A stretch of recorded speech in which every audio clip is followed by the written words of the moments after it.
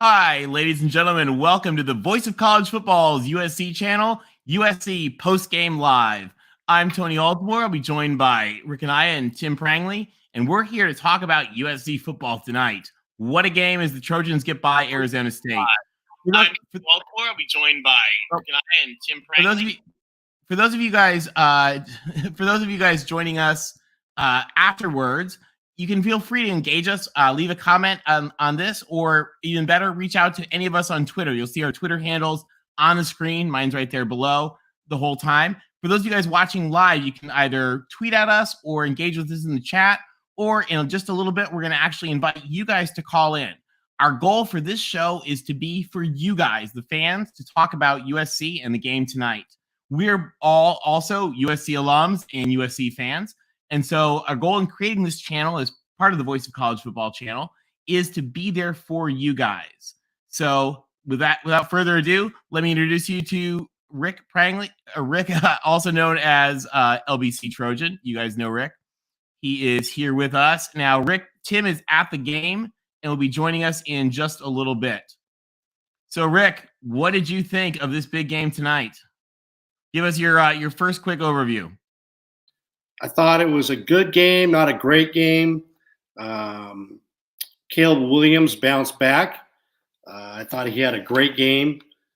27 of 37 for 348 yards, 3 touchdowns, and an interception. He also had a rushing touchdown. He was very composed. The defense was not as strong as last week, but we did make second half adjustments. I was pleased to see at the end of the game, we didn't give up a touchdown. Kalen Bullock had an interception. Looked like he had an opportunity for a pick six, but credit to Emory Jones, the ASU quarterback, who tackled him right around the 30 or 40-yard line. I was pleased that we made second half adjustments, but ASU was making too many plays in the offense in the first half, and 24 points at the Coliseum was, in my opinion, too many points. I agree with you. I think we sort of had an interesting thing where, I'll tell you, if we had this week's offense and last week's defense, we could win a national championship. If we had this week's defense and last week's offense, I don't think we could win a Pop Warner game. But I think they showed a lot of improvement. You know, one of the things we've talked about, and those of you guys have been with Rick and I, and Tim, by the way, Tim was at the game, so he'll be joining us in just a little bit. One of the things that we've talked about is we originally said in this season, if we went 8-4, 9-3, that would be a successful season. I think each week we see the team improving. We see the team doing a lot of things that we need for resiliency. You know, last week they needed to have a lousy game to see that they could come back. They took control, they drove down the field, and they won. This game, you know, they got challenged, and I think that they came out okay. Certainly in the end and wore them down. I mean, I think USC had the better team. Now, Rick, one of the things that I thought was really interesting here, just to talk for a minute about Arizona State as well, is, as some of you guys may have heard, of course, most of you guys know Herm Edwards, who was certainly a very controversial coach at Arizona State, was fired. And the coach that replaced him was actually one of the most successful coaches in recent Arizona high school history, known as a phenomenal high school coach from Chandler High School in Arizona. And he's been on the Arizona State staff at the college level for a few years. And they told us, we started hearing from the minute he took over that he was turning things around, like surprisingly, that he was adding discipline, cleaning up the team, changing the format of practice, really doing kind of a rapid, quick-fire renovation work on the team. And I thought it showed. I thought that this team played a lot more like Arizona State should than we saw under Herm. What was your take on Arizona State, Rick? Well, I think they played well for the coach. They had a great first half. I think they played well. They were completing passes. They had the USC defense on its heels. I think Valladay, their running back, was getting some chunk plays. They were getting some pass plays to their primary receiver, Badger. I think Swinson, I believe, was the tight end, who was 6'7", 6'8" target. And so they were executing. And credit to Arizona State. They came out and played a great first half and better than I expected. So, but what I saw was, okay, is the coaching staff going to make adjustments? And they did. They made adjustments. The Trojans came out in the second half, and you didn't see Valladay carry the ball quite as much. There wasn't much execution. There was more defensive pressure dialed up. I think you could see that. You had sacks by Solo, number 58. You also had Tellini, number 31, come in for a sack in a combo sack with Nick Figueroa. I think you also had Tuli Tuipulotu get a sack in the second half as well. So the defense played much better. I think, all in all, for ASU, they played probably about as well as they could. Now, what do you think about we'll talk just a little bit more when we get Tim. We're going to walk through the Pac-12 games today and what they mean for USC. We got two big challenges coming up with Washington State and Utah. Washington State looked great today as they thwomped Cal, and Utah just laid the smackdown in Oregon State. Again, we'll talk a little bit more when we get Tim, but just real quick, what do you think of tonight's performance as we get ready for those next 2 weeks? Well, I think this was a game where you got some reps for some players that don't normally get reps. Justin Dedich, offensive lineman, was dinged up at Oregon State. You saw number 66 getting some reps, Gino Quinones, who is a seldom used offensive lineman. He played fairly well this evening. You also had Damani Jackson, number 1 on defense, defensive back, highly touted recruit out of Mater Dei. He got more reps this week. I believe he had 6 against Oregon State. And he had some good plays and he had some not so good plays. But he got some reps in there, as well as number 14, also from Mater Dei, running back Raleek Brown. He touched the ball a little bit more, and he looked like a freshman. He was not hitting the holes as fast as he probably could. You could tell he was getting adjusted to the game speed, but that's fine because the next 2 weeks we got Washington State, who beat Cal today convincingly up in Pullman, and I believe Washington State is now 4-1. And then we get Utah, who also was victorious today. It's also 4-1, and they really took it to Oregon State up at Rice-Eccles. So, did that surprise you at all? No, it didn't surprise me because Oregon State is a different team when they're away from Corvallis, and likewise, Utah plays remarkably well, totally different at home at Rice-Eccles than they do out on the road. And, poor Chance Nolan threw 2 more picks, and they pulled him, and they put the backup in. So, Chance Nolan in less than a game and a half had 6 INTs. So, well, they claimed it was purely injury driven. Yeah, like his arm was sore and his psyche was hurt. That's why they pulled him. But he threw a pick 6 as well. And credit to Utah. Next week, Utah's got a great game set up at the Rose Bowl. That's going to be a fantastic game versus undefeated UCLA 5-0. So they're going to have a challenging game before the week before they play us. And at the beginning of the year, nobody would have really predicted that. Yeah, I don't think anybody thought that would happen, and I'm excited about it. Now we're talking about USC coming up with Washington State, which is going to be pretty exciting. One thing that we have that's going to be really, really, really cool, guys, and some of you guys may have already heard us talk about this, but on Tuesday night, 7 p.m. Eastern, 4 p.m. Pacific, we're going to have one of the most unique things that has ever happened on the Voice of College Football channel. We're going to have a Pac-12 CEO chat to preview the USC-Washington State game with Washington State Chancellor Dr. Elizabeth Chilton. So you guys, the CEOs, the president, the chancellors, they don't even go on ESPN. And we're going to have the chancellor here on our show on the Voice of College Football channel to talk about that game coming up and to talk about what it's like to actually run an athletic department as the president and chancellor of a university. So that's going to be really cool. Rick, what are some of the things you're looking forward to asking her as we get ready for this USC week and having the boss in town? Well, first off, Tony, I want to say kudos to you because you were the gentleman responsible for setting up this interview and securing it. Hey, I just asked and she said yes. I'll take it. Hey, that's phenomenal.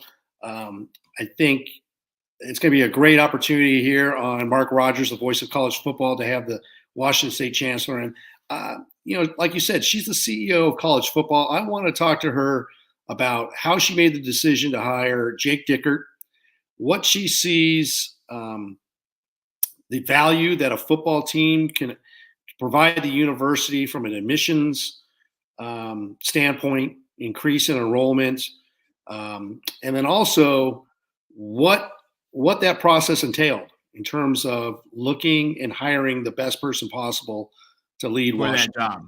Yeah, I think that's going to be – and that's her guy, by the way, guys, right there. You can see her in the red blazer. That's Dr. Chilton, who'll be with us.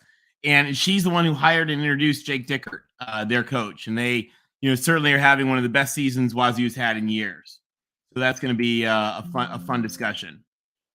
So we really look forward to having you guys join us Tuesday, 7 p.m., 4 p.m. Pacific.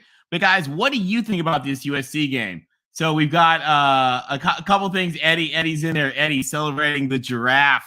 Eric Gentry, he was awesome.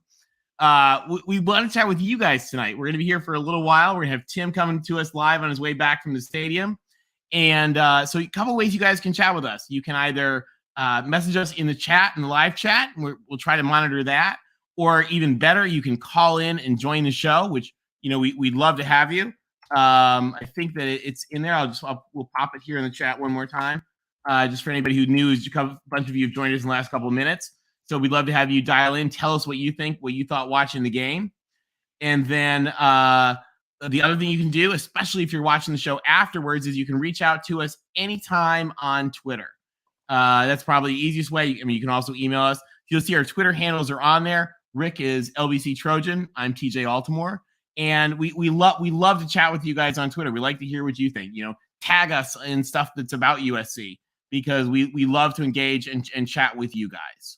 So that's just one thing we want this show to be about you because there's not enough of that. It's certainly not much of that for the Pac-12. So some fun things in the chat. Darrell, the gap between USC and Oklahoma is pretty massive. Yeah, Darrell, tell us. And you guys, for those of you who haven't met Darrell MVP, just phenomenal guy, devout Kentucky fan. Sorry for your loss today. You guys have a good team though. Talking about the USC and Oklahoma thing, trying to take the high road because the Oklahoma fans have been kind of ridiculous this year. But I think Oklahoma certainly saw that perhaps our coach and our quarterback are actually pretty good. A couple other things we've got. Noticed some things. So I like from Uncle Rico. Sorry, we have to accept both halves of Grinch. I'll tell you guys. For some of you guys who are new to following USC. If you had seen our defenses for the past few years, we'll take what we can get right now. We laugh. We're sort of we're back. We're forgetting the 10 years of the down cruddy USC. Rick, how are you fully recovered from those past 10 years yet by this season or not? Oh, I still have PTSD. That's okay. Well, Uncle Rico, that's a great comment. And if you ask those OU fans tonight, they would love to have Alex Grinch the last two games. I mean, throwing a 41 burger to KSU at home, and then what did they give up today? 55. Rick, when has Rick? I don't know. Has one of those sacred Brent Venables defenses ever given up 55 points? I don't know. If I reach into my head, is there something maybe a 55? I'm seeing a sign. 50 is that 55-19 right by me? Yeah. What is that sign behind you? Can you put that closer to the camera just for fun? I think it's 55-19. 55-19. Oh, there it is. There's OU. There it is. Venables defense. 55-19. Who'd have thought? The DC on that team was Brent Venables. So 17 years later, they got their man. OU got their man, and they got their 55 today. They got their 55. Again. As USC's defense played in the first half, you know what? Hey, we'll deal with it. It's a victory. We're 5-0, up from 4-8. And here's the thing. By the way, who is the offensive coordinator for TCU, by the way, right now? That was Garrett Riley. That's where do I know that last name from? Riley. Yeah. Oh, Riley. yeah. That guy on our screen right there. It's his younger brother. You can't make this stuff up. Karma is best served cold. And our Oklahoma fans, hey, I love you, but you were dishing a lot of trash on Twitter for the past 9 months. And hey, I'm sorry, you're 0-2 in the Big 12, and you're going into the Red River Shootout with Texas next week and getting ready to go to the SEC. So you got a lot of things on your mind. But I have some friends, and I'm sure you do, Tony, too, that are blowing you up on your text. And, hey, what's going on? We need a better defensive line and offensive line. It's like, look, guys, chill. Yes, that's going to happen. But what we're doing right now with the talent that we have and getting it through the portal, these coaches are coaching up these players. You give us 2 more recruiting cycles, and, yeah, we can compete in the playoffs. My friends who think that we're going to make the playoffs, they're ridiculous. We've seen this song and dance. Okay, they're going to be ultra critical. We're going to get towards the end of the year. We may have 1 loss, and they're going to talk it down. Oh, the Pac-12 is weak. They don't play anybody. Yada yada yada. We've heard it all before. I don't care if USC doesn't make the playoffs this year because we're not ready. Take us to a near 6 bowl. Let's win the Pac-12 championship. I mean, my God, if you told any Trojan that would happen back in December, they would love to take it. The fact that we can make the playoffs, come on.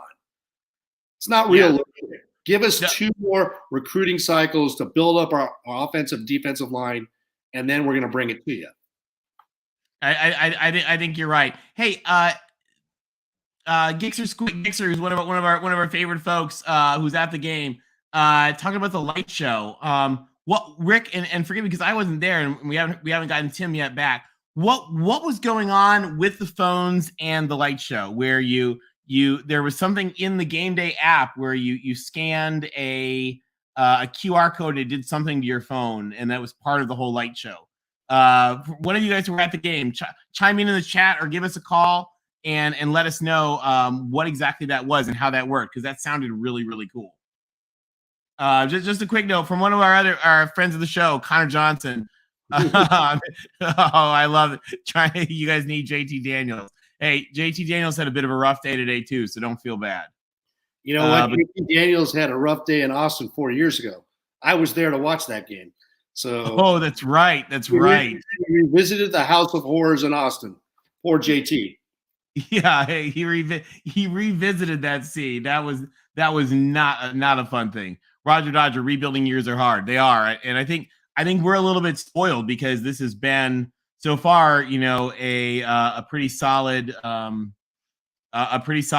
year that is looking pretty good. Robert, I'm here to tell our Trojan faithful, our fans, hey, yeah, I get it. The spread was 26 and a half. I thought we were going to beat ASU. I predicted 48-13. I was wrong. But we won 42-25. Yeah, we won by 17. We didn't win by 26 and a half and cover the spread. That's 2 weeks in a row. Oh, my God, the sky is falling. These bandwagon Trojan fans that were Trojan fans for the last 3 years are going to complain. I thought we got Lincoln Riley. These kids are getting paid. NIL. How come we're not winning by more? ASU's horrible. They blew out their coach and USC choked. What was up with the defense? That's a bunch of BS. Did you see the Georgia game? Come on. Georgia goes in to Missouri, and this is how hard it is to play on the road. Missouri is arguably the worst team in the SEC. You can go ahead and complain. They're awful. Yeah, they're awful. And they go in there, and they had a freaking pulling out of the hat in the last 2 minutes. And I think Georgia was probably favored by 30 points. It's ridiculous. But it doesn't matter. Do you think Georgia fans care? No, they got a victory. They won. Yeah. And if you guys remember when favored by 44. And Rick, Rutgers at home. This was their 5th game in a row. They don't leave the state of Ohio in freaking September. Favored by 44, and they won by 39. They didn't come to the show either. Rick, remember when we were winning national championships in 2004 and in 2005, they were not always stomping those other teams. I mean, they had lots of good games. They had fourth quarter comebacks and wins and stuff like that. And here's the key thing, and Tony, you can relate to this most likely. Those teams under that coach I shall not name, he always talked a good game, and he could never make halftime adjustments. We've seen this coaching staff make halftime adjustments, and they made them again today because ASU's offense didn't do much except for that last drive. And you saw a lot more pressure, more sacks. We got the turnover. And hey, USC also suffered their first turnover of the year. And that was a poor play by Caleb Williams because he knew where he was going and he didn't look at the coverage. Hey, and he threw a pick. And real quick, Gixers answered our question on how exactly I was working with the light show. He says, we synced our phones and allowed camera and microphone access. We held our phones up and the app knew where we were seated and created a wave of lights in sync and pulse to the music. All right, that's pretty cool. I would let USC steal all the information on my phone for that. Cool. I mean, USC's probably already stolen all my other information. At one point, they stole all of my parents' money, so that'll be fine. That's fine. Tony, what did you think of the game, Tony? I some of you guys may not know this. I come from a family of coaches. My dad is in 10 halls of fame as a high school football and basketball coach, football and baseball coach. My uncle is a long time professional baseball coach. And so, I come from the mindset of you get a win and you get a win, especially when you're dealing with a team that is rebuilding like we are. So I come out of it and I say, okay, our defense kind of stunk this week. Our offense looked great. Last week was kind of the opposite. I look at each game as opportunities to develop better, to fix problems, to learn from problems, and look at each game as almost like a preparation for the next one. And so I think that we got a lot of things last week that we needed to be ready for. We needed to be ready to be able to figure out how we can deal with adversity and come back. And in this game, I thought that we fixed last week's problems, and we needed to be able to just show how we can hold on and take control of the game and also not panic. And, some of our fans panic. And I thought that we didn't show any panic, and we got out ahead of them, and we got the lead we needed, and we won the game. I'll tell you, I just, Rick, I don't give I'm going to use bad language here. I don't give a shit about point spreads. And if anybody talks about point spreads, that's why at USC, I change the subject because we're not here in Vegas. And if you want to play Vegas games, go to Vegas. I don't really care what Vegas thought the point spreads would be. I used to do financial work for casinos, and they're not trying to predict games. They're trying to make money, and they're trying to control how you bet. So if you want to deal with the finance of casinos, I'll deal with that in Excel, and we can talk to that Monday through Friday. Saturday, we're talking about football, and in football, we need to worry about wins and losses. And that, so as far as that's concerned, I leave this week happy. I mean, Arizona State, guys, has a lot of talent. They've been a bit of a dumpster fire. They've actually got a better coach now than they've had in probably 5 years. And, I wish the best for them. And they were certainly up for it. Remember, guys, most of those Arizona State players are from Southern California. Those guys were coming home, and they were coming home to the Coliseum. They've been humiliated publicly. They're playing in front of all their family and friends. And, then they're going to they're going to play their asses off. And they did. And we still won. And I'll take that as a win. There's a comment by Logan. Thank you all for coming to my TED Talk. There's a comment in the chat by Logan Dowell. He said ASU only scored in the second half because of bogus PI calls. We're all used, being USC fans, we're all used to the poor officiating. Yeah. And also a few of them are legit. A few of them were kind of legit. Hey, it's bad when it's bad when you know the name of the head official. His name is Chris Coit. And I text my friend Frank, who was going to the game, because this guy lives next door to my friend Frank.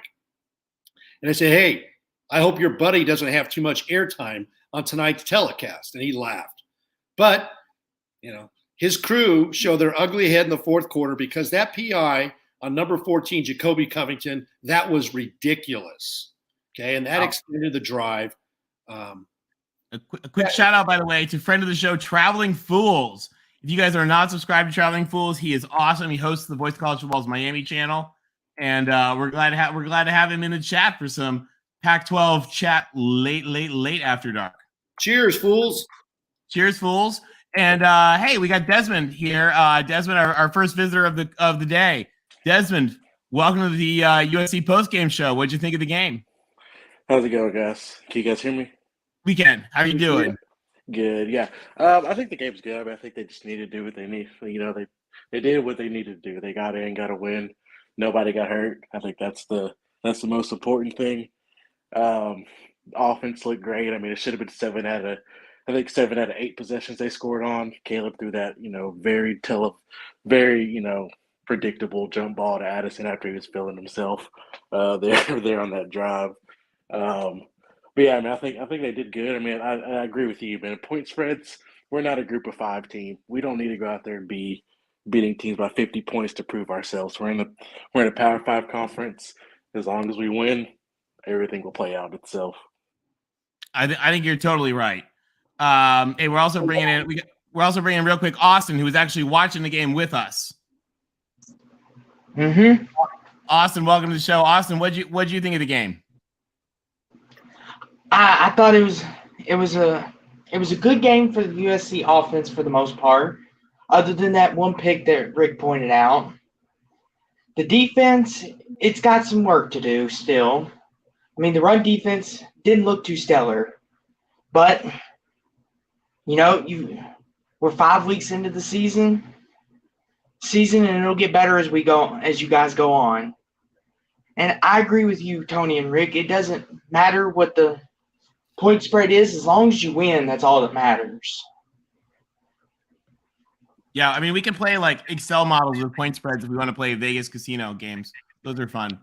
But yeah, I can't just talk about the defense too. I mean, we're on week 5 now of Grinch and that defense making exceptional second half adjustments. They did, didn't they? Yeah, I mean, I know what Rice. They put up that 14 in the first half, and they didn't move. I don't think they scored the second half. Stanford went berserk that first half, and they got a couple late touchdowns in the second half, but we stopped them. And then Fresno State, obviously, Hader going out, but just every single game has been adjustments after adjustments, and what we went through the last 5-6 years, it's really good to see that. I mean, I wish they would make kind of some adjustments in the second quarter, but I mean, we can't just turn a blind eye to what that defense is doing in the second half of all these games. Yeah, I agree with you. Great teams know how to adjust. That's the thing. Like, you look at the Alabamas and Georgias of the world, they know how to adjust. And Lincoln Riley and Alex Grinch is getting this team to adjust in the second half. And they're learning on the go, because this is an all new thing for Lincoln Riley and Alex Grinch. They're learning along with these kids. So for him to make the second half adjustments that he has, fantastic. If they can continue that, sky's the limit for them. And by the way, this is something really cool. Gixer was at the game just telling us before the game, the team joined with Coach Nichols' family for a group photo. Yeah, that was not on TV. That's really cool. I don't know if you guys know, Coach Nichols came over with Coach Riley and very sadly was sick and passed away before the season, late last spring. And people, I never met him, but people loved him and said he was just a really, really phenomenal guy, and his passing was really, really tragic. So that's really, really cool that they did that. Sorry, guys, didn't mean to interrupt. What do you guys think about coming up? We got Wazoo next week. I think it could be a tough game. And defenses could be the key in that game. Who makes some turnovers could win at the end. Yeah. I mean, I think historically, USC is really, not historically. I mean, at least the last 10, 15 years. I mean, kind of just going back to Vic Chug, running quarterbacks have absolutely just killed USC. And this guy that's at Washington State right now, I mean, he's good. He's really, really elusive. He's kind of got that Caleb Williams like wiggle it up. He's not as big, but yeah, it's definitely going to be on the defense to to kind of keep their eyes and keep their responsibility. I'm really worried about Shane Lee, or I think that's his name, Sean Lee or Shane Lee, covering out of the backfield because he's.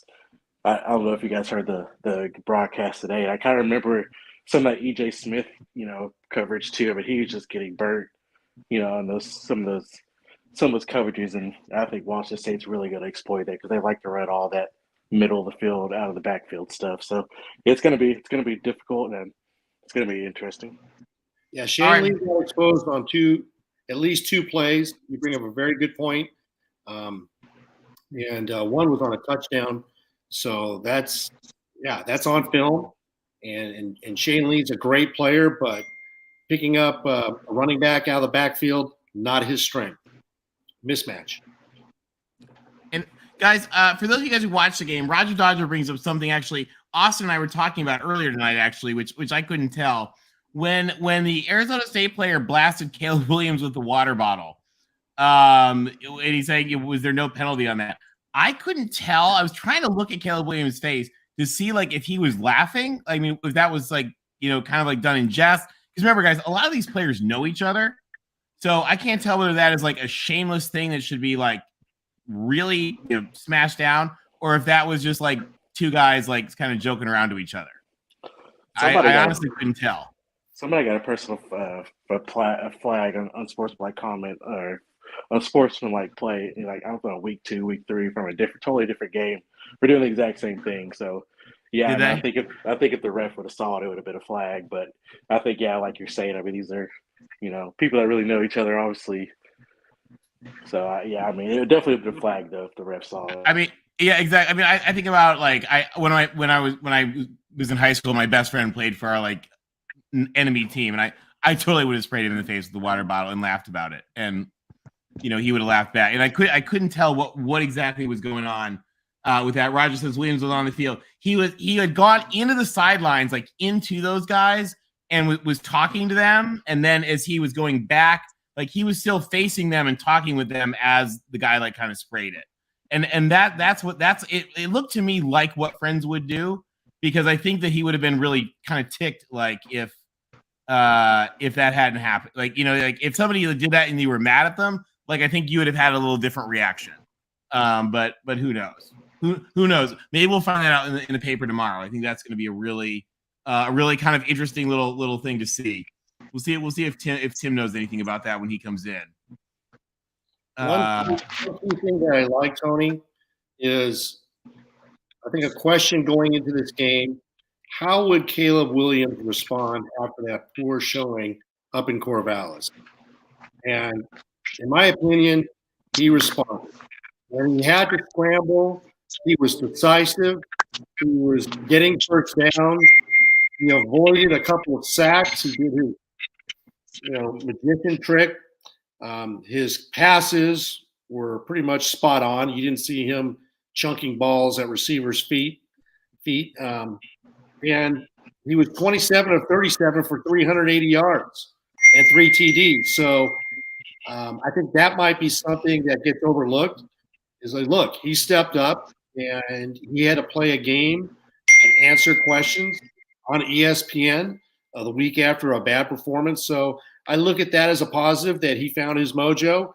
And with the exception of that bad pass and the interception, he really kind of knew where he was going, but he didn't look at the double coverage, I think. And that was really his only mistake. Getting Jordan Addison about 10 to 12 targets definitely helped compared to last week. Yeah, I think he had how good is Jordan Addison? Oh man, he's just silky. He's silky smooth everywhere. Hands are soft. I mean, obviously he dropped that one, but I mean, I don't really have any fear when that ball's thrown his way that he's not coming down with it.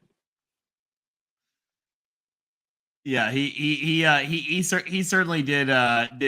He certainly did quite a job tonight, as he always does. I agree with you. It's just I was talking to my brother tonight, guys, and my brother and I always call each other when we watch the games, and we were just laughing about, because last year it was brutal, and we would just be like, oh my God, is this for real? What are we watching here? And so tonight it was just like our offense was just firing on all cylinders, and it was pretty beautiful.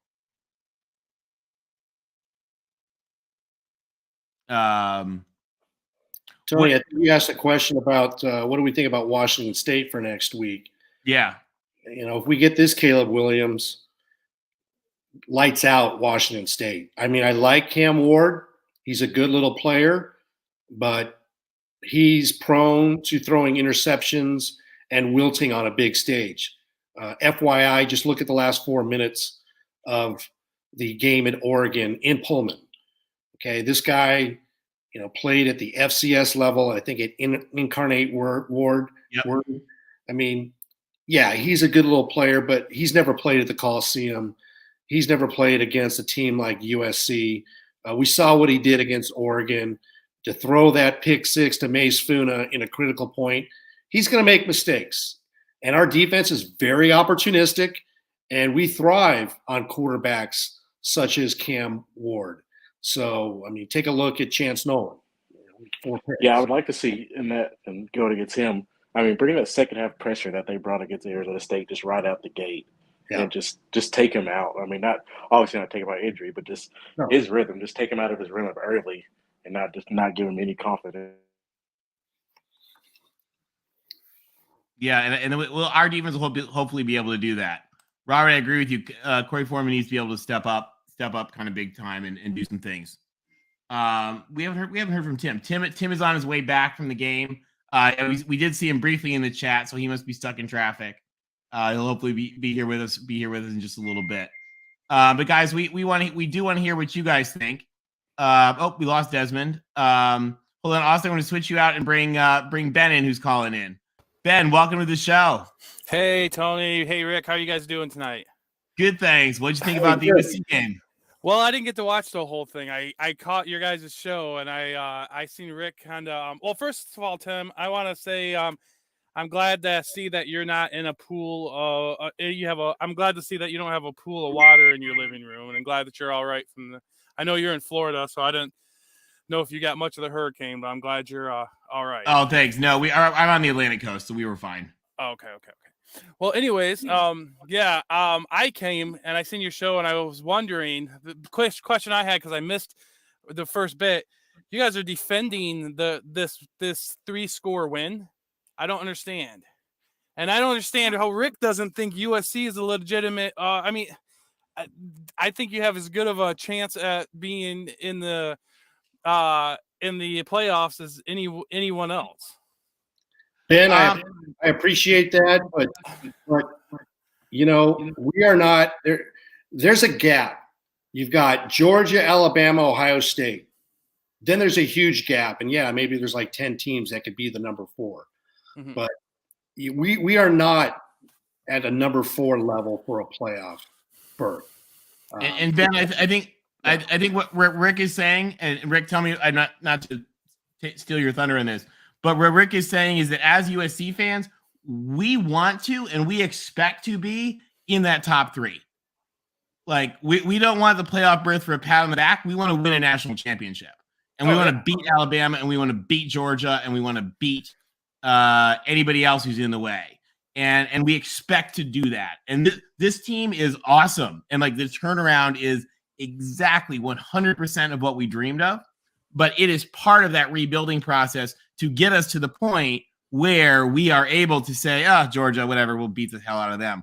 I mean, what you see behind Rick for the Oklahoma game, I was there. Oklahoma was undefeated. A lot of people thought they should be number 1 in the country. And we beat the living snot out of them 55-19. Yeah. We were doing what Alabama and Georgia are doing today. And we want a team that's going to be able to do the same. And so when Rick says we're not a playoff team, he doesn't mean maybe we can't squeak in. I mean, at 11-1, maybe we can squeak in. It'd be awesome. How fun. But, like, we're not going to beat Alabama right now. And that's okay. Well, listen. What I'm saying is I don't want to be part of the college football playoff beauty contest for the 4th position to play Georgia. Because it is the beauty contest. They're going to take a look at your resume. Oh, the Pac-12. Oh, they're weak and this and that and the other. It goes round and around. If you follow college football, ESPN drums this up. It's all about a controversy. It'll start happening in mid-October. You think a hurricane is bad? Wait till you get the ESPN wash cycle, the spin cycle, and all the talking heads are in sync. It's ridiculous. I could care less. Yeah, we want to keep the team building to where we're making that. Real quick though, we've got Tim joining us. Tim was live at the game tonight. Tim, we've been chatting about the game. I think you probably heard a little bit of us. Tell us what it was like at the game. It was all right. Again, disappointing with the crowd. I don't know what people are waiting for to come out and watch this team. I did hear you talk about the light show at the beginning. That was really impressive. I think I texted you guys how they had a QR code up there and on the big screen. That was pretty cool. The electricity in the stand was there early, but then people started getting this hush because, again, just with the way the defense was playing, but especially the special teams. But I'll talk about that later. Overall, it was great. It was a wonderful time. I really do. I heard someone, I can't remember the name of the caller, but he made some great points about second half adjustments, and that's really that's my key takeaway from this game is we are making those halftime adjustments, and they pretty much shut them out. I don't know if you guys noticed it, but on that last drive when they did the drive they scored, it was with backups in there. I mean, you had Covington, like I think Rick brought up Covington on that PI. I mean, I texted you, Rick, about that was not PI. They would give us one angle, unless there was some like jersey grab from behind. That was a clean. He didn't go through him. He came around him, made a great play. It was textbook. He didn't have the hand on the back pulling the jersey or anything. It was textbook, and the announcer said as much. Well, what we have about another little over a year and a half of this crap, and we'll be out of this rinky-dink conference with these refs that won't have to deal with this anymore. But also if you looked at and flashing in front of me was big number 1, the freshman cornerback Damani Jackson, who got a little bit of playing time last week. He was in on that series, and I thought he was going to have his first interception of the year. That one that popped off his chest and up and just magically landed it into the lap of that ASU receiver. But that drive, they scored that touchdown on. There was a lot of magic for ASU in that drive. It really should not have. They should have come with points on that drive at all. And if that's the case, they're looking at shutting them out in the second half, which is that adjustment that everyone's been wanting to see. Well, not shutting them out, but holding them down and score. So I'm pleased. I'm very happy. Hey, it's win in advance. We're 5-0. There's a few teams that went down today that were undefeated at the beginning of the day, and it wasn't maybe the first half didn't live up to the expectations from the defense standpoint. But the key here is second half adjustments. They didn't let them score with a minute left. You had the pick by Kalen Bullock. I love it because we had a similar example of a defense that would not quit against Fresno State, with that 4th and goal. And they had a good stand. So I love the fact that this team plays hard all the time. Yeah, I'm sorry. I had bad battery, bad connection. That's why I didn't call in earlier. But did you guys have a chance to discuss the special teams or the not so special teams today? Well, they seem like they're special and that they belong in a short bus. But tell us your thoughts. Yeah. So we know that they don't have now. Granted, I'm glad we've gotten away from having 8 scholarship kickers on the team like we used to have with the previous group of guys we had running this place. And like spending a lot of time, highly publicized, spending a lot of time on special teams that again weren't very special. But is it me or do we not get past the 20-yard line even without the penalties when we do return it? I think I texted you guys during the game saying, can we just? I think I tweeted out too. Can we just fair do a touchback the rest of the game? Because I'd like to get that ball to the 25-yard line and get going. Because with the penalties today, and with that onside kick, which turned out to be okay, but wouldn't we have rather seen him dive on the ball? I forgot who was there. I think it was Hudson Ware that jumped out of the way of that ball. All that could have been covered if he just lands on the ball. I didn't really have a good angle on it. They did play really good. The review was kind of obscured by the play itself, so I didn't really see anything.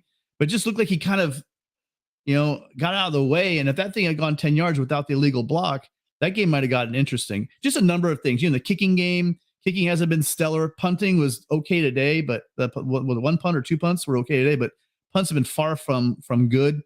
I don't think we need a special teams coach. I know Riley, this is his team. He does what he wants. I have full faith in him, but maybe we need to spend a little more time on special teams because if we play a team like Utah or should be able to look like UCLA, if Notre Dame wakes up with all the talent they have on that team, if we're playing special teams like that, it's going to cost us a game somewhere down the road. Real quick, because this guy keeps making comments. Gary keeps saying Riley's the villain of college football. I don't know if you're an Oklahoma fan, but get over yourself. Like, Oklahoma's got a lot of problems. None of them came from Lincoln Riley. All right, we're all done with that nonsense.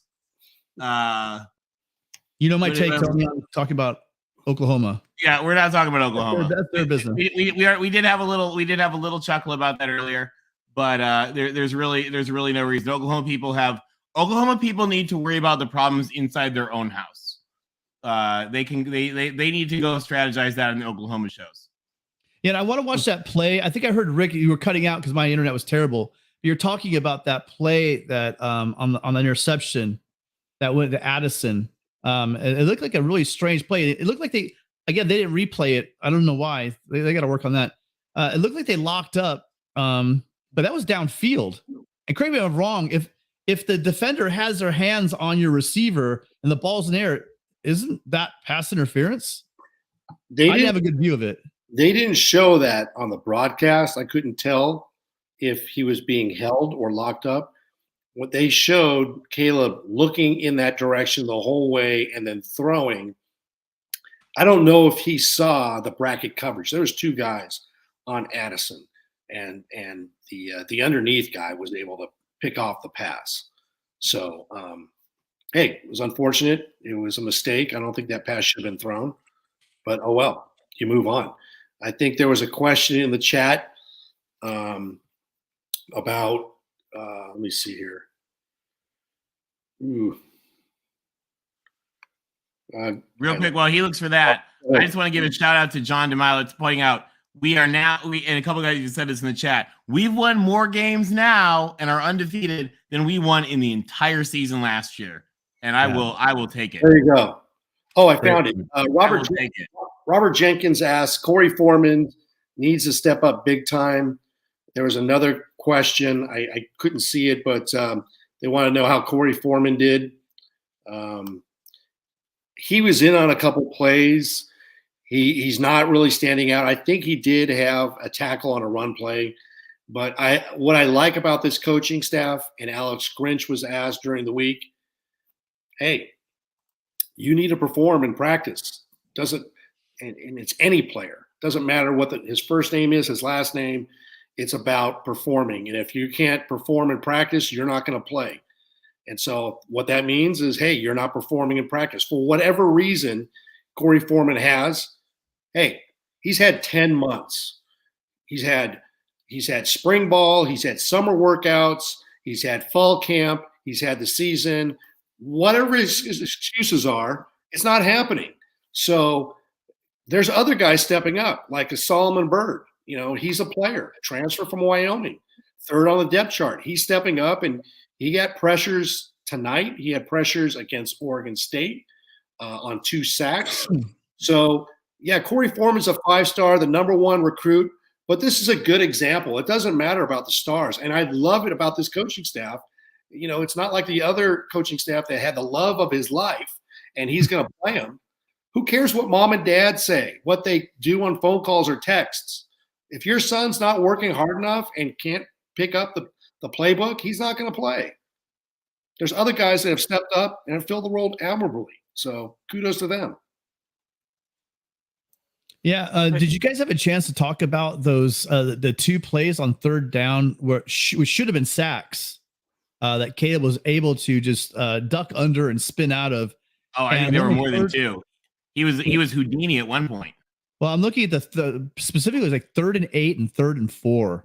And on one of them, he literally had a guy turntable on his back, and he's able to spin out of it and run and pick up the first down. And on both of those drives, there were important touchdowns.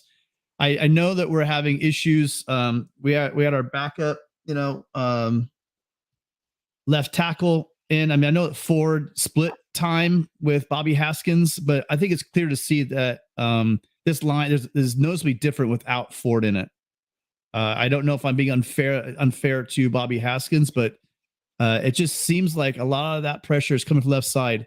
And Again, I just can't wait to get him back. I know that they said that he possibly could have played up in Corvallis, but he didn't play. They held him out, but he would have been available, and they held him out again today. And I'm hoping that the injury is not worse than they're letting on, and that they're just trying to give him. They're saying, okay, we don't need to play him, and they're giving him more and more time to heal, because I really, really think that we need him. Was he back? Did he play any reps this game?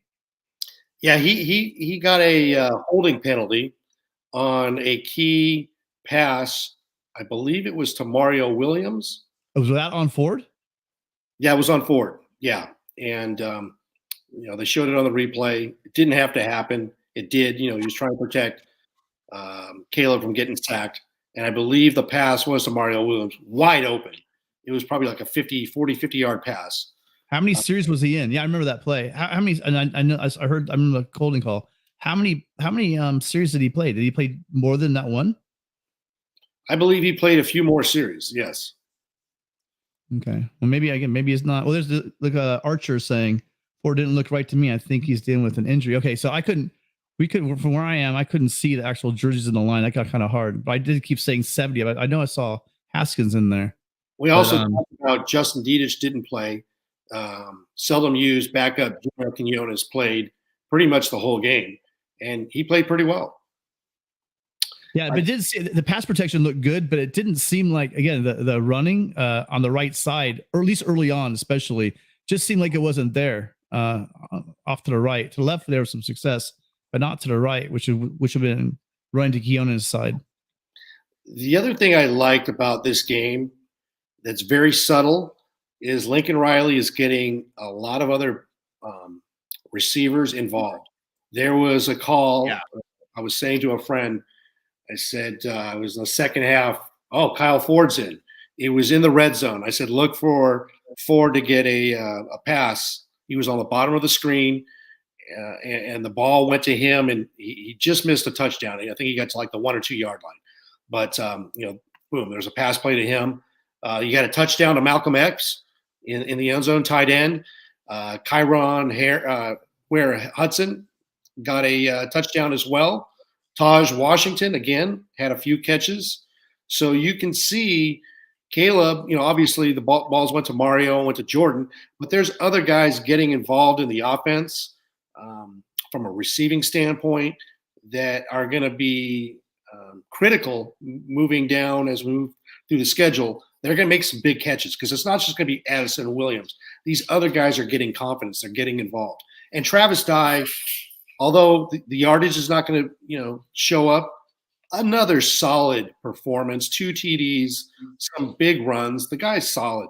Just a player. Real quick, because we were talking about this earlier, Gixer's pointing out Nagata and Caleb both had offers at Alabama. He says they're probably old friends and the water bottle. And so I thought you were right, because I thought it looked like Caleb Williams was laughing like as he went backwards. Like that looked like the kind of thing you do to your friend. Like not a nasty thing. So that's great. The great insight to know. So yeah, it was probably old friends, and I'm sure we'll hear more about that in the news. They'll definitely talk about that. I'm not sure if he was correct, but pregame Arbogast said that so we all know that Travis Dye had rushed 3 straight games to 100 yards. He said that was the first time in his career that's happened. I mean, Arbogast knows his stuff, but I found that very shocking, considering how many yards he put up in Oregon. So, but he obviously was held below the 100. But like you said, Rick, those yards he did get, he got tough yards. Like he runs like a guy who's 6'1", 210. The way he runs, and he gets those nasty hard runs for us. So. There was a key example of that, I believe, in the fourth quarter. It was, I believe, I've got it here. It was I don't know if it was a handoff or it was a pass to the flat, and he collected probably 12 yards, and he made contact like in the 10th yard and pushed the guy back 2 or 3 yards. Yeah, I know what you're talking about. And just gave it to him. I'm like, there you go, man. That's what a veteran running back does. It's like, I'll bring it to you, see if you can stop me. We got a really good question. First, I'm gonna give a shout out to friend of the show, Mikey G, leaving Austin right now. Nice win for the Ducks. You guys looked good. Really great question from the chat, guys. Rick and Tim, I want to know what you guys think about this. Desmond, who we were just talking to a little bit ago, points out there were a lot of big time recruits at the game. How do you guys think USC was portrayed on them? There was a tweet during the game. If you guys follow USCFootball.com, you would know that Gerard Martinez made the comment that there's two big time offensive tackles that were, or offensive linemen, I think they're both tackles, that were at the game, watching the game. There were a lot of recruits there. And he said specifically about the line play that they weren't playing very well. But I get you with the whole development. You want to be developed, etc. But these guys know, they know that Henson's a legit offensive. So they know they're going to get developed if they come for Henson. I think maybe they see it and they say, wow, there's opportunity for me to play early.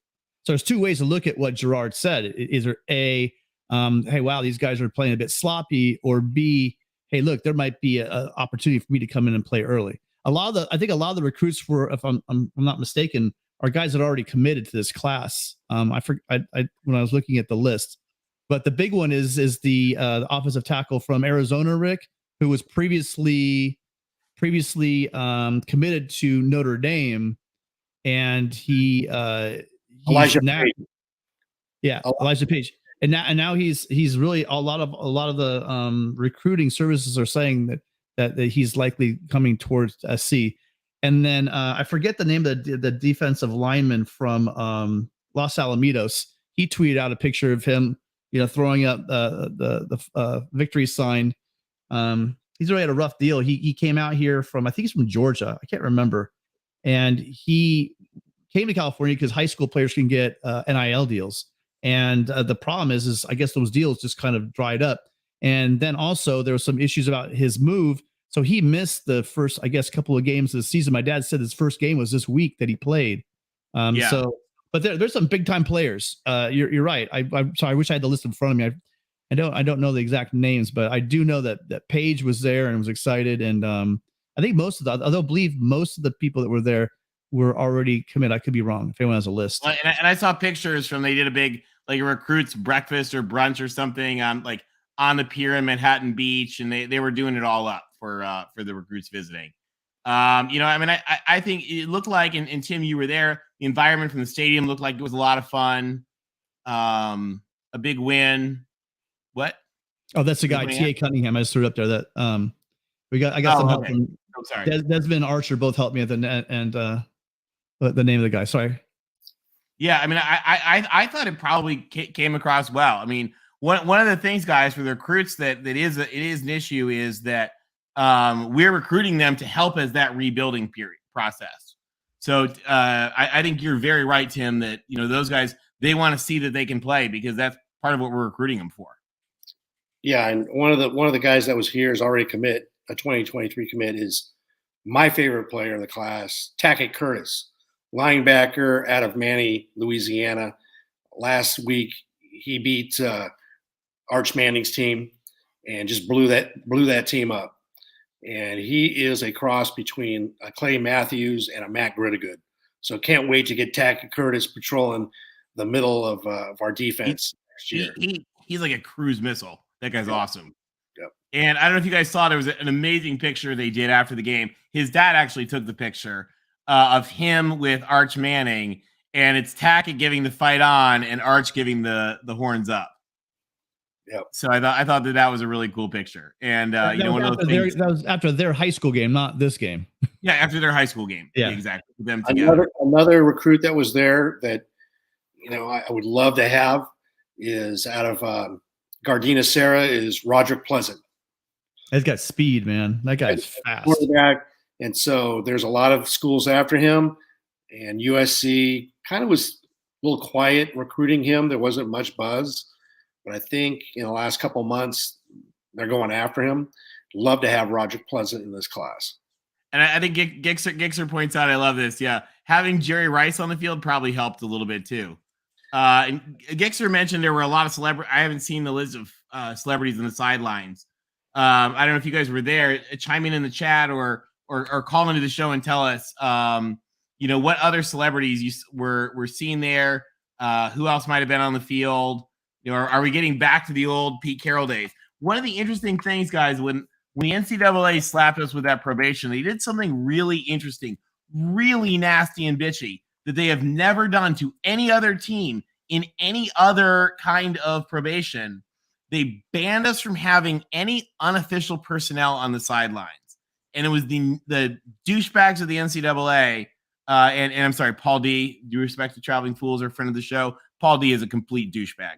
And they tried intentionally to try to stop our celebrity entourage on the field. So I hope it is back and sparkly as ever. Steve's confirming Jerry Rice was there. Brendan Rice, by the way, looked great today, I thought. And that was cool.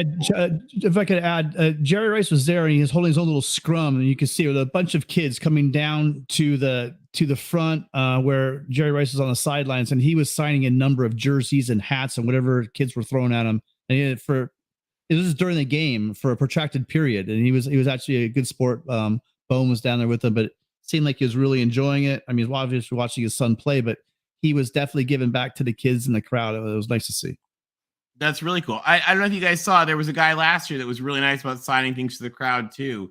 I was during UCLA and he was wearing a blue shirt with some stripes on the shoulder. Did you guys see that?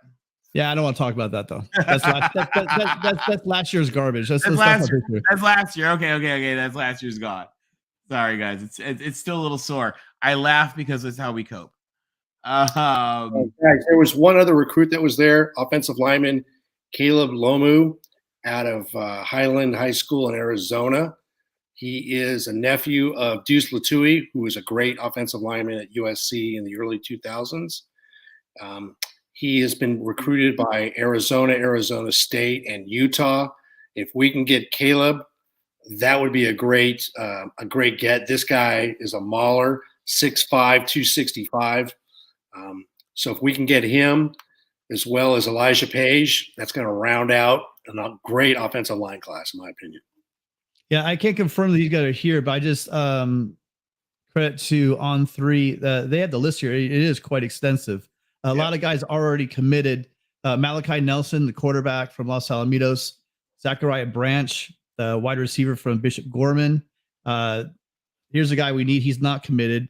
It looks like he's favoring well, actually, we're not even in the top three, according to this. And it's Mateo Uyungule. He was at the game, apparently. Makai Lemon, Malachi Nelson's teammate. Roderick Pleasant, that Rick was talking about, cornerback. And Tackett Curtis. Caleb Lomu. Maliki Crawford, another cornerback. He's a commit. Jacoby Lane, he's already a commit. Micah Banuelos, he's also a commit. Grant Buckley, a commit. Tobias Raymond, commit. And then David Peavy, who's currently favoring Oregon, but USC's listed as well. So really, all of them were commits except for three guys. Okay, and for those of you guys who want to really follow the recruiting stuff closely, one of the things that's actually really cool is Mark on the Voice of College Football channel does a USC show every Tuesday, and it's now moving to a much, much better time. And I don't have it in front of me. Rick, what time is it? It's moving to what? Mondays at 8 p.m. Pacific. 8 p.m. Pacific, 11 p.m. Eastern is going to be the USC show. And we've changed the time, so it's going to be better for folks. So anybody who can make it Mondays, 8 p.m. Pacific, 11 p.m. Eastern, it's going to be a really, really great show with Matt Zemek from Trojans Wire. Matt Zemek is, of course, a friend of our show, too. We love having him, and you guys should really check that out. Matt Zemek from Trojans Wire on Tuesday nights. Also, if you guys could do us a big favor, really, it really, really helps Mark and the whole Voice of College Football community. I know it sounds stupid, and everybody always says it. I'm so sorry we have to join that. But if you could smash that like button. No. If you guys could actually, if you could, just whatever device you're on, just click the like button. And if you're subscribed to the channel, it really helps. Really, really, really helps Mark in the show. And so we appreciate those of you guys who can just take a sec to do that. It really, really means a lot. Ralph asked, by the way, was the signature, was it me? No, it was the UCLA quarterback. He got a 15-yard penalty for signing autographs after scoring. Tony, can I interrupt and ask you who's your guest this week for your show? Your Which one? Wednesday show? Don't you have a Wednesday show guest? We have it on Tuesday. We talked about this a little bit ago. Some of you guys may not have heard. We have a really, really, really amazing thing coming up. Tuesday, we're having a special episode. It's our first ever CEO chat. And for those of you guys who don't know, Tuesday night at 7 p.m. Eastern, 4 p.m. Pacific, the Chancellor of Washington State is going to help us preview the USC-Washington State game, which is just going to be awesome. So we're going to get to talk to her about how she actually runs the athletic department, what matters to her as president, how she hired her coach, and it's going to be really, really, really cool. So Tuesday night, 7 p.m. Eastern, 4 p.m. Pacific, join. It's going to be live chat. So she's going to be here with you guys, and it's just going to be really, really, really pretty special. Thank you to Mikey G. We appreciate that you may have felt dirty as an Oregon fan hitting the like button, but don't worry. We hope to see the Duck. We hope to maybe we'll see the Ducks in Vegas. That'd be kind of fun. Can I leave you guys with one last thought before I let you go? Definitely chime in. Okay, so I want to ask you this question: what top program has more room for improvement this year than any other? Do you not think that's USC? I mean, they're basically kind of half their team is new, and they're redid their whole program and their whole. I mean, what are they? How many players from Oklahoma came over, and how many? I mean, I can't see a larger top tier team that has more. It's done more. Yeah, I mean, just it has more of a chance for improving game to game because they are just putting this team together. Well, if you're saying that,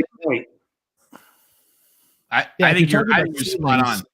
Yeah, if you're talking about ceilings, then yeah, I mean USC's the number 6 team in the country again has a huge ceiling that I think that with Lincoln Riley they're going to find. Yeah. And I think you're right, Ben. I think that it's really incredible. Like we said, they've won more games now than they did all of last season, which is incredible. And the fact that we are even thinking that they could have a shot at nipping one of those playoff berths again. That's we don't want to be nipping playoff berths. We want to be assumed in playoff berths. And we're trying to do. Here's the thing: both the offense and defense have shown glimpses of playing at a high level for short periods of time.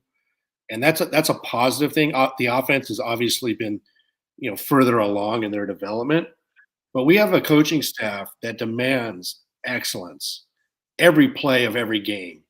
And you have buy-in by the team, and the culture is changing. And you see glimpses of great play on defense, great play on offense.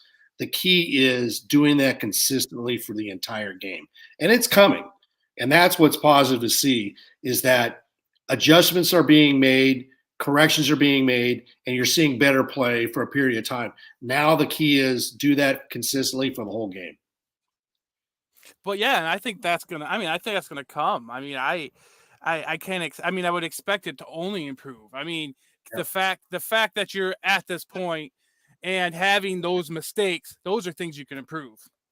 Yep. So that's great. Well, anyways, guys, it's a great show. I'm gonna catch you down on my other device and let somebody else get in here. Thanks, Ben. It was great to have you. All right, guys, have a good night. Bye. Steve's comment here caught my eye. Talking about the huge runs.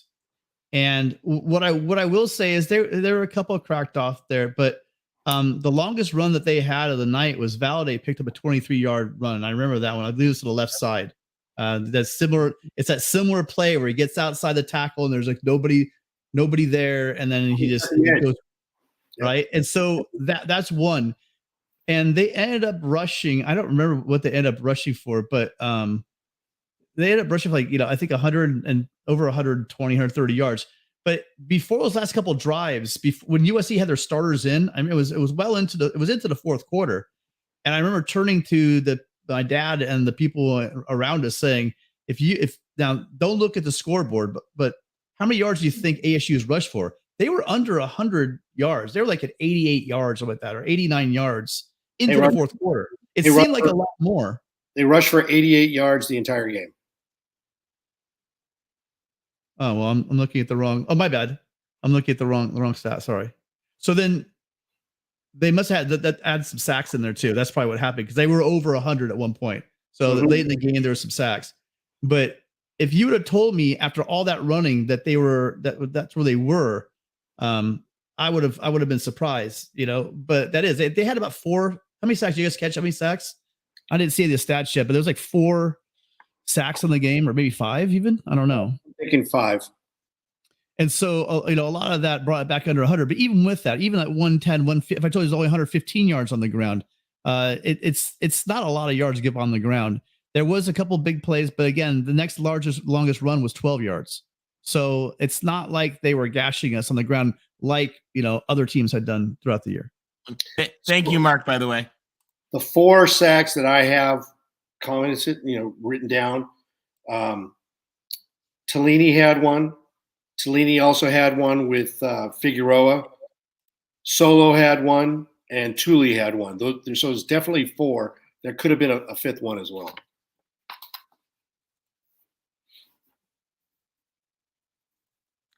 Yeah, a couple of those sacks. It seemed like there were a couple of guys that got in on like 2 or 3 of them. It was like a little group sack when they had the linebacker sandwich, which was nice. I think what's name had a half. Our buddy Eddie's the angry giraffe Gentry had a half sack, I think, because he was a guy I could see his jersey number that came in to make that sack early on. Gixer's asking about the pass interference calls. Tim on TV, I would say about half of them look legit, about half of them look like BS, which is better than we usually get from the crappy Pac-10 refs. But the one on 3rd and 16 was the egregious one. That's why I say, hey, Trojan fans, look, check it out. We have about another year and a half of this shit, and then we won't have to deal with these Pac-12 refs unless we get in some horrible out-of-conference game or some bowl game where we pull the short straw and get the 3, these. I don't even want to talk about it. I almost cussed right there. Yeah, all right. Are we really happy in about a year and a half when we don't have to think about the horrible officiating that is the Pac-12? Gentlemen, we agree on that. Can I ask you a question? Always. There's 2 teams in the Pac-12 that are currently undefeated. Can you name them? I believe they're both in Los Angeles. Dun, dun, dun, dun, dun, dun, dun, dun, dun, dun, dun. Tony, don't you sing that other song. Former members of the Pac-12 going to the Big Ten. So there you go. Both of the Big Ten teams in LA are undefeated. How about that? Will the refs be coming after us to keep us out of the Pac-12 championship game? Stay tuned. It's quite possible they'll do their very best. I like that. I like that. The new Big Ten is undefeated in LA. That's right. Well, we have our tests coming up. I don't want to be the downer, but we really now that we've got everybody here, do we want to take a minute and walk through kind of the USC impacts of what we saw in the rest of the Pac-12 today? Sounds great. Dial us up. All right. So we've got last night. This was a big game. What we were just talking about. UCLA looked great. They looked back and in control. They stomped UW, and then UW came back, made it a pretty good game right at the end. But UCLA looked in control and looked unlike we've seen them in the last couple of years. Guys, what do you think of the Bruins? If DTR plays like that, they're a force to be reckoned with. He had a phenomenal game. He did it with his legs. And one thing that DTR doesn't usually do is he was very consistent with his passing. I was amazed at some of the throws that he made. Tony, Rick, what do you think? Yeah, DTR, when he's on, not many quarterbacks that are better. But the issue with DTR, that's very far and few between. But he played a great game last night. He showed up, Michael Penix. I think really he felt the discussion out there. He rose up to have a great game because Penix was getting a lot of love, and he stepped up. UCLA, very solid with Bobo at receiver, and obviously Zach Charbonnet at running back. Formidable team. Congrats to UCLA. I think they took advantage of Washington playing 4 home games in a row. Washington's first game on the road, there's a perfect example. When you go on the road, funny things happen, and they just couldn't get ahead of UCLA. All right. Next up, we've got Utah and Oregon State. I'll tell you guys, this was something today. Oregon State did not look nearly as good, I didn't think, on offense, even as they looked. I thought they looked worse on offense today than they looked last week, and they didn't score many points last week. Chance Nolan had a really bad game. Okay. Sorry. Yeah, I think that TBM Chris our Bruin fan. Sorry, I set off Alexa there somehow accidentally. I think he broke it down for us really good in that game. He said that the score wasn't as bad as it looked. He said that there was a lot of turnovers. I didn't get a chance to watch the full game, but there was a pick six. There were interceptions. Chance Nolan, after 2 interceptions, got pulled out, and then I believe there were the interceptions continue to come. So the big there's some debate as to whether Tim. There was some debate as to whether he was. Jonathan Smith said after the game he was taken out because of the injury, and that he would have stayed in because of the injury. He was not benched. But Rick, whether it's true or not, we don't know. But Rick made up a good point earlier today, and he said that, and it's true, both these teams play differently at home. You get Oregon State at home, they're better, they play differently than they're on the road. Same thing with Utah, and unfortunately, we got them at home. Yeah, but you know what? The average fan will look at it, wow, USC only beat Oregon State 17-14, and the next week, Oregon State got blown out by Utah. Utah is going to do it. No, it doesn't work that way. You can let it, you can go ahead and use that as an example, but you would be known as a fool, okay? You don't want to be a fool, all right? Because Oregon State plays well in Corvallis. When they leave Corvallis, they are a different team. Plus, they have a quarterback that is in a horrible streak right now. He's got the yips. He can't throw the ball. He can't pass the ball. And then you got Utah, that's a great team, okay? They're a great team in Utah. Look what happened when they played an unranked team in the SEC that's probably the 10th best SEC team. They choked. They went there and they choked. And guess what? The national media is going to hang that over their head the whole time because they were highly ranked. Hey, they shit the bed. And most teams, I mean, we're kind of pointing to these two schools, but most teams obviously don't play. That's why there's a home field advantage. These did seem a little bit more, but you had Georgia, you had Alabama earlier this year. You had Oklahoma with a rough road game today. So there's, playing on the road's not all what's cut out to be, right? The old rule is you want to win the ones at home and then try to split or get, steal the ones on the road.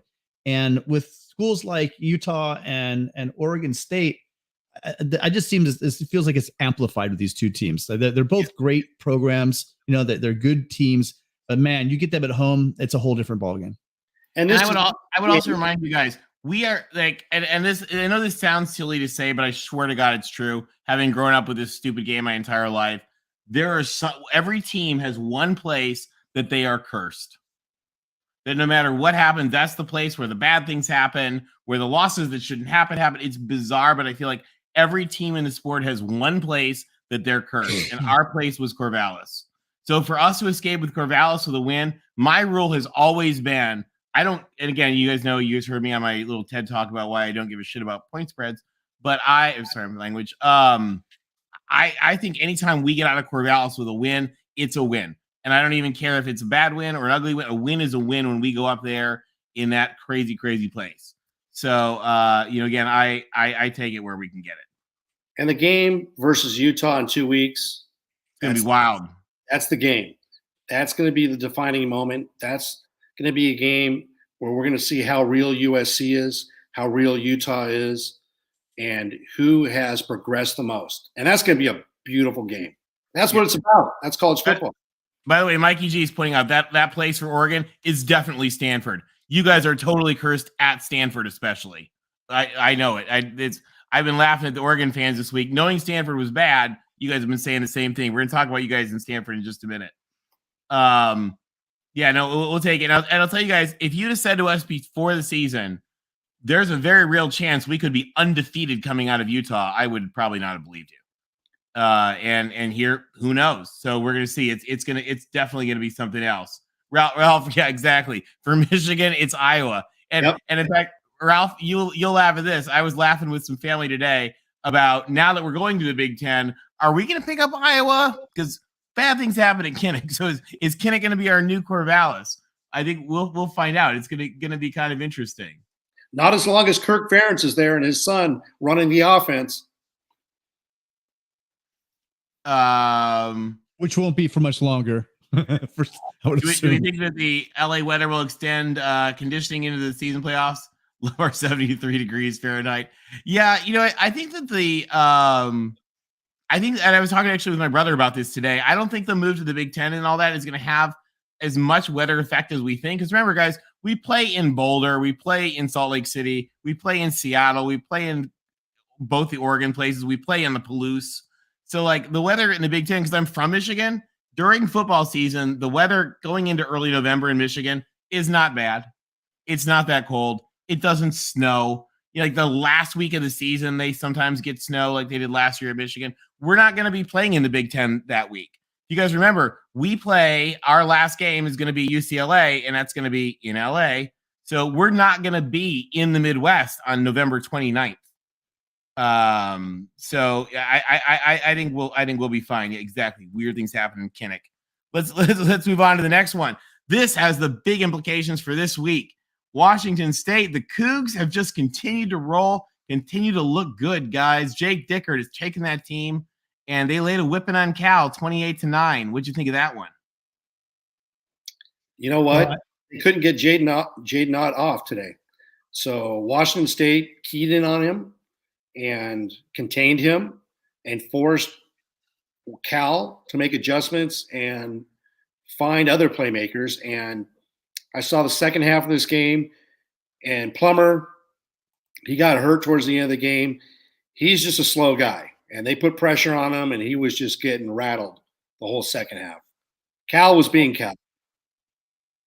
Yeah, I was on my way to the game, so I didn't really get to watch a lot of this one. But Washington State, from what I saw, I watched a lot of the Oregon game, and I watched a lot of the Michigan State game. And Michigan State's turned out to be not such a great team, but we know Oregon is highly talented, got speed all over the place and athletes. And the one thing I came away impressed with about Washington State was just their defense and how quick they are, and how quickly they get to shoot those. They get in the gaps, they get into the backfield, and they're not going to be impressed with our speed.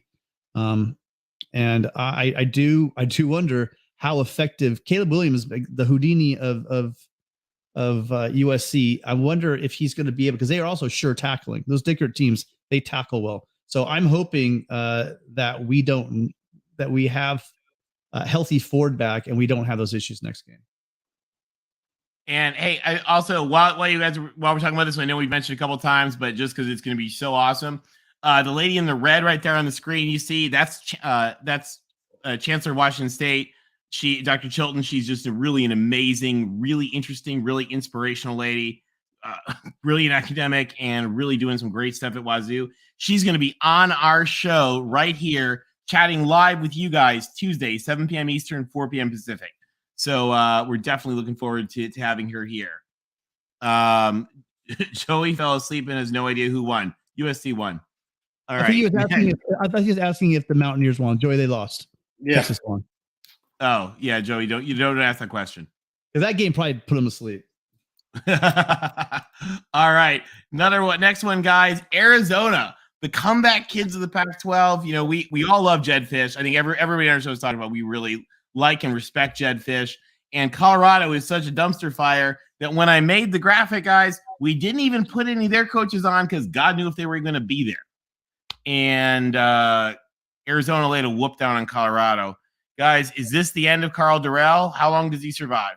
I don't think it's any more a question of if. It's just got to be a question of when. What do you guys think? Yeah, he's a dead man walking. But I'm really, again, I refuse to even talk about Colorado until they get something going there.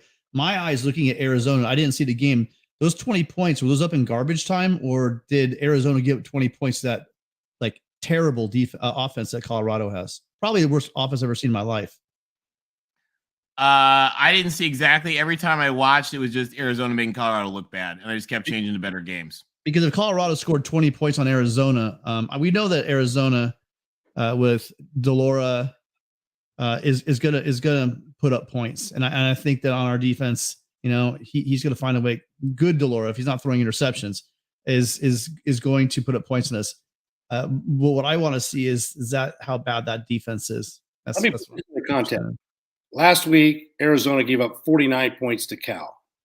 This week, Cal scored 9 against Wazoo. Case closed. Yeah.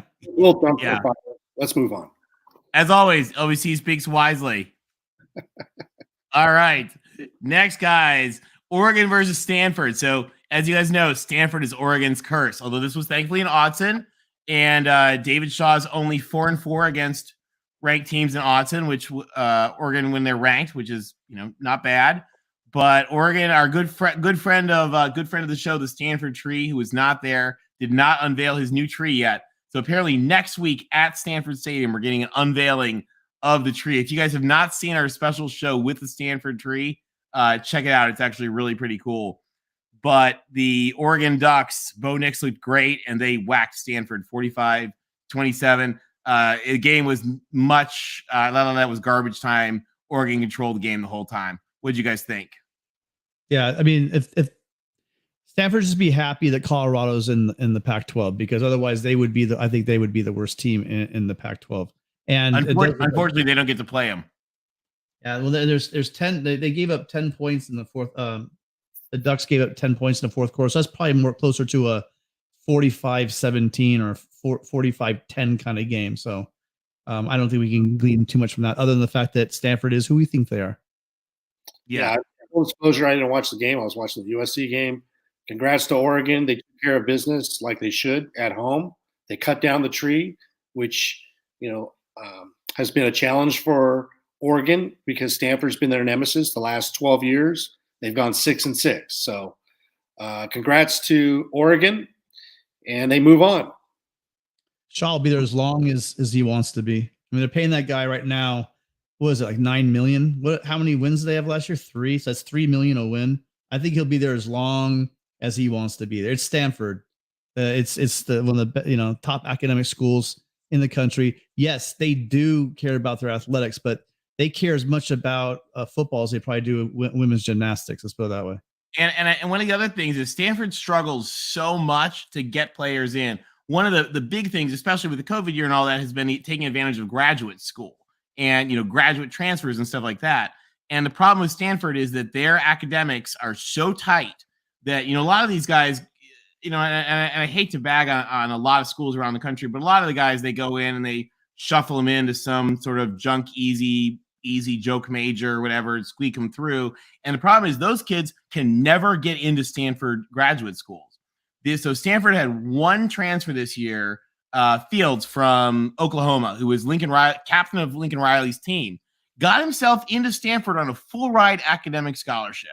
This guy was actually the undergrad representative on the NCAA's football oversight committee and created these amazing nonprofit groups that were helping support people in the Black Wall Street area of Tulsa while he was at OU. I mean, dude is just inspirational. If you watch Lincoln Riley talk about him, Lincoln Riley and Alex Grinch are reduced to tears talking about how much they love this guy.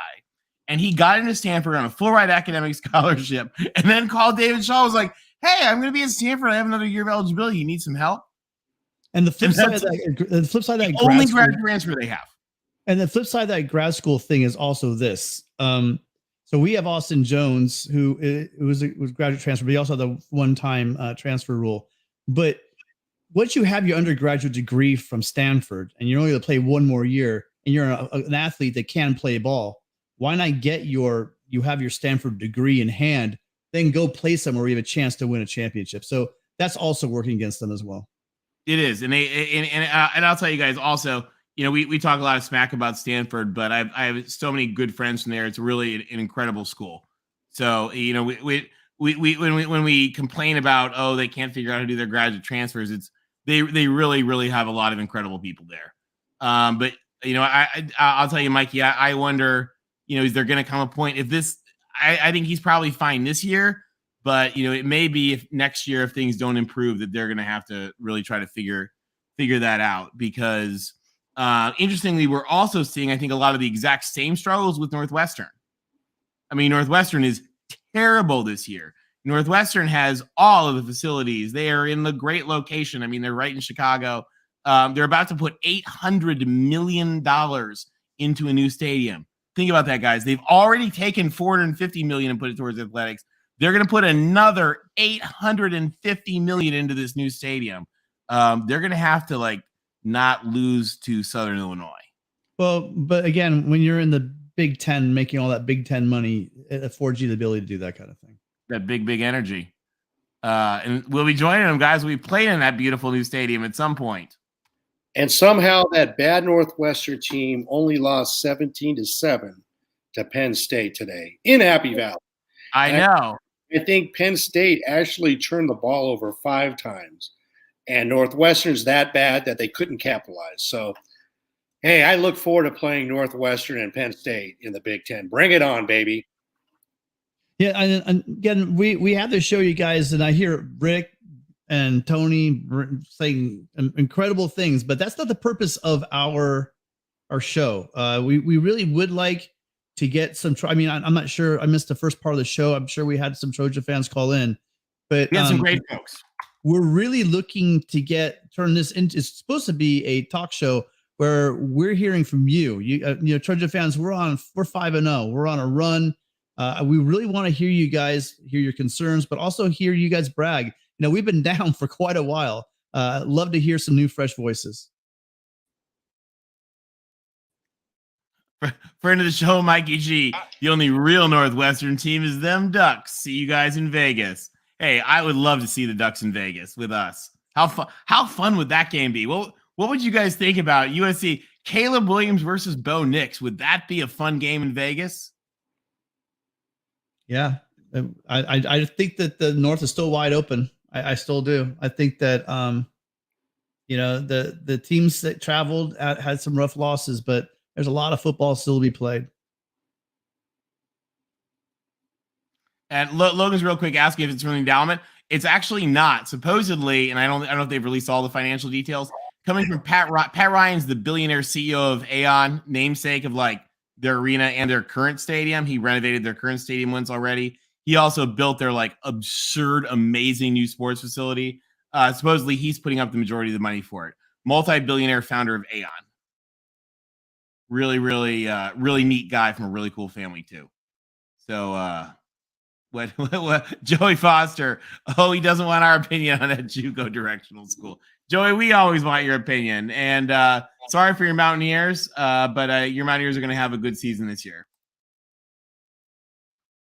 Now, what do you guys think about some of the other things in the Big Ten today?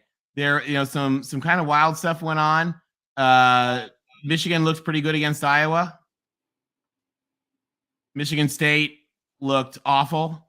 And Minnesota, who everyone thought was the darling of the West, got stomped by Purdue at home. Yeah, I'm sorry. I like I said, on days where I'm not going to the game, I'm going to be able to watch a lot more football. It's a travel day for me. I think the Big Ten West is up for grabs. There's not really. I think Minnesota losing today to Purdue. I think Purdue had 2 bad losses to open up the season against Penn State. They choked that one, and they choked another game recently. Who did they choke to? Also in the Big Ten. Maybe a week or 2 ago. I can't remember who it was. But for them to go into Minnesota and just take down the favorite of the Big Ten West was kind of remarkable. And then you had Bielema, the ex-coach from Wisconsin, who's now in his second year at Illinois, go in and just own Wisconsin, 34-10. Those Wisconsin cheeseheads weren't very happy. And they basically, in the second half, put up a goose egg. So the Big Ten West is – who's going to come out of there? I don't know. Not very formidable. So it looks pretty good for USC and UCLA moving in. Yeah, and Greg points out as well. Yeah, the Dave versus Shiano. What was that? There were I honestly thought that they were gonna punch each other. Yeah, I caught a clip of that when I was in the concession line. They were showing highlights of the day, and they showed that. But yeah, Shiano came right at him, was pointing, and Dave was pointing. I'd love to hear what that conversation was about. Was that yeah? We need to send that. We need to send that to John Boy, who can do the lip reading. Was that at the handshake at the end of the game that they went at each other, or what? It seemed like it was during the game. It was during the game for something. Look at Shiano was all the way across the field, or at least 2/3 of the way across the field. Like he came. It seemed like he appeared. I don't know. I don't know much about it, but it appeared like he was coming at him. That was weird. It was really weird. Might have been a team melee. I don't know. There are a lot of players on the field too. I don't know what happened. Yeah, it was. It was not good. Yeah, Gixer. Hey, Gixer, thanks for joining. Hey, we'd love to have you. You know, call in. We'd love to have you join the show on Wednesday night. You know, or next week too. Always glad to have you. Thank you. Great to have you chime in from the game. And remember, Monday nights with the great Matt Zemek from Trojans Wire. He'll be with Mark Rogers on Monday nights now. They're moving it from Tuesday at 1 to. I've been begging for literally months for them to do this, and they've done it. Monday night at 8 o'clock, right? Am I correct on that? Pacific? 8 o'clock Pacific. It's gonna be pretty cool. We're not at work anymore. I like it. All right, guys. I think that's probably about a wrap for the night. It looks like folks are starting to head to bed. Hey, we want to thank you guys for joining us. It really, really means a lot. We've had a lot of you guys lively in the chats, and both chat rooms tonight have been piping off, which has been kind of fun. Really means a lot. Why don't we wrap up, guys? Talk to us about your final thoughts of USC 42, Arizona State 25. I was really impressed with the adjustments that USC made at halftime. Again, this has been a season of adjustments, which something us Trojan fans have been starving for quite some time. Obviously they still need to shore up setting that edge, but it looks like they're again, every game it seems like they're getting better and better with those run fits and gap security. So that could, again, it's been, I feel like a broken record. I say this almost every day, but it's true. You know, we're lucky that the people we're playing we started with the Rices of the world, and now we're moving up. This not for ourselves. This was statistically a very bad ASU team. And we struggled at times, but at the end of the day, we come out with the win. The team is improving. The team hopefully is getting more healthy. We're going to have two really big dog fights on our hand in the next couple of weeks, one at home and then one in Salt Lake City. A tale of two halves. You know, the defense made some adjustments, came back in the second half. We saw some sacks by some little-known players. Solo, Nick Figueroa, Tyrone Talini. Talini was a transfer from Kansas State. He was on a couple. You saw the emergence or some playing time for Damani Jackson, freshman cornerback out of Modern Day. He's starting to get in the rotation. We saw an interception by Kalen Bullock at the end of the game to prevent a touchdown, and enjoyed seeing the defense rise up. And then you had Caleb Williams answering a lot of the critics that came out last week, wondering what happened to his game up in Corvallis. So he answered that with a big game. It was good to see that. He spread the ball around to 9 different receivers, his favorite target being obviously Jordan Addison, but Taj Washington, Brendan Rice, as well as Travis Dye and Mario Williams had some key receptions. And then you had Travis Dye running the ball when he needed to, 2 touchdowns. And we had some backup linemen getting some offensive snaps. So all in all, another move forward to the next game, gaining more experience, more confidence, and kudos to the coaching staff making adjustments in the second half. It was noticeable, it was needed, and we're 5-0, and now we welcome Washington State to the Coliseum and see if we can go 6-0. Thank you, everybody, for joining us. who called in, who joined the chat. Appreciate you. Fight on. All right. I really want to echo what Rick and Tim said. Guys, every week USC is getting better. We're improving. We're learning. I mean, this is like a team learning on the fly, and I really think they're doing everything we could have hoped for. In fact, more than I would have hoped for or expected in the season. You guys saw our pregame stuff. We were thinking 8-4, 9-3 would be like almost like a pipe dream. And here we're thinking, oh, maybe we could be 11-1. Maybe we could do some wild things. Maybe we even have a chance at the playoffs. That's something that's really exciting. So I'm excited for that. I'm excited for next week. I'm really, really, really excited for this show we're going to have on Tuesday with the Washington State Chancellor. Guys, these folks, they don't go on ESPN, and they're going to have a CEO here on our show. That's going to be really cool. But most importantly, I want to thank you guys. A lot of you, hundreds of you tonight, spent a lot of time with us. We've been here for about an hour and a half after the game, and you guys have been here with us, literally hundreds of you at one point. And it really, really means a lot to us. And it means a lot to everybody from the Voice of College Football channel. We want to thank Mark Rogers, who runs the Voice of College Football and gives us this platform. But most of all, it's about you guys. So thanks for a wonderful night. Fight on, everybody. And to our friends from all the other teams, from all the other leagues, we want to wish you guys the best too. We really love this sport, and we love all the teams in it. And so we hope that your team had a great night as well. Fight on, guys.